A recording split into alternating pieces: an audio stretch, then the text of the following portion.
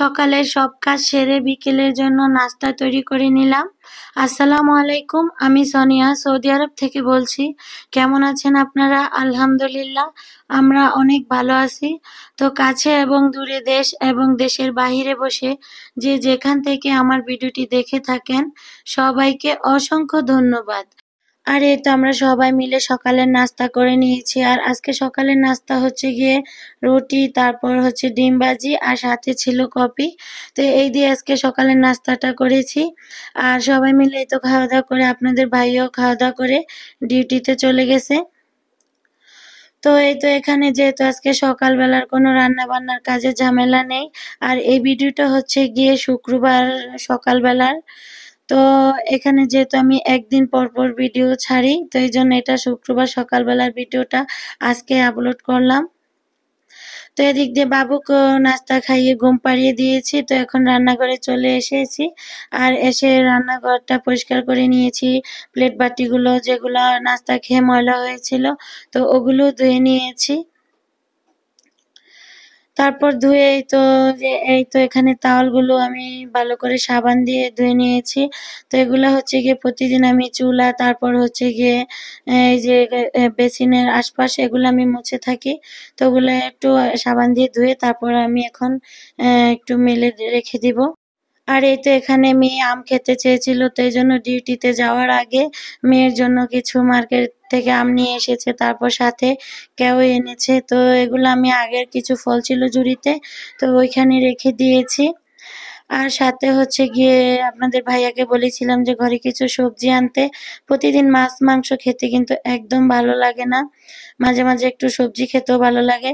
তো এখানে সবজি আনতে বলেছিলাম। তারপর হচ্ছে গিয়ে এগুলা হচ্ছে গিয়ে আমার দেবর কিনে এনেছে। তো এখানে হচ্ছে গিয়ে লাউ, তারপর হচ্ছে কই, দুন্দুল, বরবটি, তারপর হচ্ছে গিয়ে ফুলকপি। তো আমাদের দেশে এটাকে দুন্দুল বলে, আপনারা কি বলেন জানি না, কমেন্ট বক্সে জানাবেন। তো এই তো সবজিগুলো দেখতে কিন্তু খুব সুন্দর ছিল, আর সাথে টমেটো নিয়ে এসেছে একদম বেশি করে।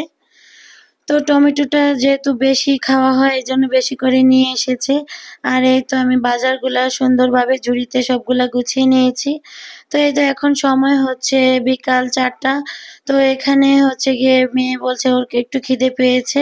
তো দুপুরবেলা ও নুডলস রান্না করে খেয়েছে, ভাত ছিল, ও ভাত খাবে না বলেছে, তো নুডলস রান্না করে খেয়েছে। তো এই তো এখানে আমি কিছু ফল কেটে নিচ্ছি। আর এখানে হচ্ছে গিয়ে পেঁপে, তারপর হচ্ছে আম, আর হচ্ছে কেউই। তো এখানে একটু আমি বেশি করেই ফল কেটে নিচ্ছি, যেহেতু মামে দুইজন মিলেই খাবো। আর যেহেতু দুপুরবেলা আমিও কোনো খাওয়া দাওয়া করিনি, রান্না বান্নাও করা হয়নি, তো এই জন্য একটু যেহেতু ফল আছে, তো এই জন্য একটু বেশি করে কেটে নিয়েছি। তারপর এই তো এখানে আমি ফলগুলা কেটে নিচ্ছি। আর এখানে হাত দিয়ে বিচিগুলো ফেলতে কেমন জানি লাগে, এই জন্য আমি একটু চামিচ দিয়ে পেঁপের বিচিগুলো পরিষ্কার করে নিচ্ছি। আর আপনারা যারা এই মুহূর্তে আমার ভিডিওটি দেখছেন, প্লিজ একটা লাইক দিয়ে দিবেন। আপনাদের একটা লাইক আমার ভিডিওটি অনেকের কাছে পৌঁছে দিতে সাহায্য করবে। আর যদি আমার ভিডিওর কোনো অংশ আপনাদের একটু হলেও ভালো লেগে থাকে, প্লিজ চ্যানেলটি সাবস্ক্রাইব করে দিবেন। আর পাশে থাকা বেল বাটনের অল অপশনটি প্রেস করে দিবেন, যাতে করে আমি কোনো ভিডিও ছাড়ার সাথে সাথে আপনাদের মোবাইলে নোটিফিকেশন চলে যায়। আর যারা অলরেডি এই কাজটি করে ফেলেছেন, তাদেরকে অসংখ্য অসংখ্য ধন্যবাদ। এই তো কথা বলতে বলতে আমি সবগুলা কিন্তু ফল কেটে নিয়েছি।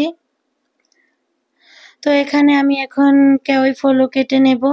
তো এই ফলটা কিন্তু খেতে খুব ভালো লাগে, আর এটা যখন কাঁচা থাকে তখন একটু টক টক লাগে, ওটা তখন লবণ মরিচ দিয়ে খাই। তো এটা একটু পাকা ছিল, এই জন্য এটার সাথে আর লবণ মরিচ নেই, এটা একটু মিষ্টিই ছিল, তো এই জন্য খালি শুধু খেয়েছি। তারপর এখানে আপনাদের ভাইয়া মার্কেট থেকে একটা কেউই ফলের জুস এনেছে। এই যে এইমাত্র যেই ফলটা কেটেছিলাম, তো ওই ফলেরই জুস এনেছে। তো এখানে যেহেতু এটা একটু ঠান্ডা আছে, আর এই জুসটা কিন্তু খেতে খুব ভালো লাগে। তো এখানে দুইজনের জন্য 2 কাপ জুস ঢেলে নিচ্ছি। তো জুসটার কালারটা যেরকম সুন্দর, আর খেতে কিন্তু অসাধারণ। তো এই তো আমি এখানে নাস্তাটা রেডি করে নিয়েছি। আমার মেয়ে আবার একটু নাস্তা যদি সাজিয়ে গুছিয়ে দেই ও খেতে কিন্তু খুব পছন্দ করে। তো এখানে আমি এই ফলটা গোল গোল করে কেটে আর জুসটা আরো সুন্দর দেখার জন্য আমি একটু ফলটা গোল গোল করে কেটে গ্লাসের সাইডে দিয়ে দিয়েছি। এতে করে কিন্তু জুসের সৌন্দর্যটা আরো বেড়ে গিয়েছে। তারপরে এই তো এখানে মেয়ে টিভি দেখতেছে আর এখানে আমি নাস্তা নিয়ে চলে এসেছি। আর এখানে এখন মা মেয়ে দুইজন মিলেই নাস্তা খেয়ে নেব।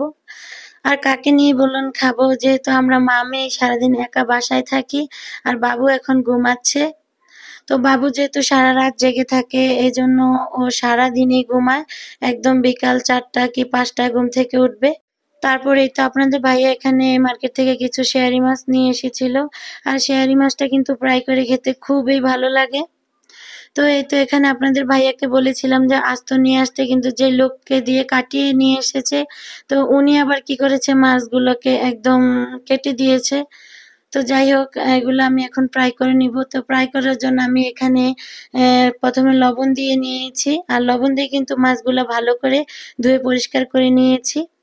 তো এখানে আমি লবণ, হলুদ, মরিচের গুঁড়া দিয়েছি। তারপর হচ্ছে গিয়ে একটু সামান্য গোলমরিচের গুঁড়া দিয়ে দিব, যেহেতু এটা মাছ শুকনো ফ্রাই খাবো।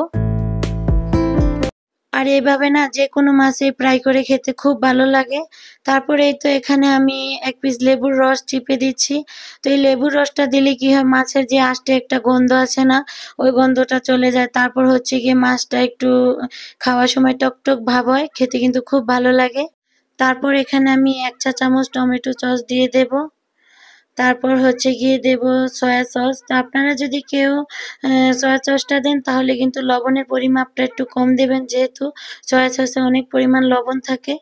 তো এই তো একটু সয়া সস দিয়ে দিলাম। তারপর হচ্ছে গিয়ে দুই চা চামচ হচ্ছে গিয়ে আদা রসুনের পেস্ট দিয়ে দেব। তো আদা রসুনের পেস্ট দিয়ে ভালো করে আমি মাছটাকে ম্যারিনেট করে 1/2 ঘন্টার জন্য রেখে দেব। তো আমি একটু আজকে 1/2 ঘন্টার বেশি রাখবো, যেহেতু আপনাদের ভাইয়া ডিউটি থেকে আসতে অনেক লেট হবে। তো ও যখন ডিউটি থেকে আসবে তখন গরম গরম ফ্রাই করে দেব।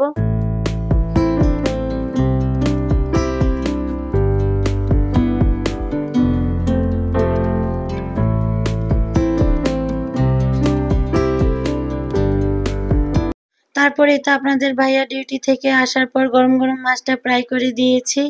তো মাছটা কিন্তু খেতে খুব ভালো লেগেছিল। তো আজকের জন্য এখানেই ভিডিওটি শেষ করব। তো আপনারা ভালো থাকবেন, সুস্থ থাকবেন। আল্লাহ হাফেজ। আসসালামু আলাইকুম।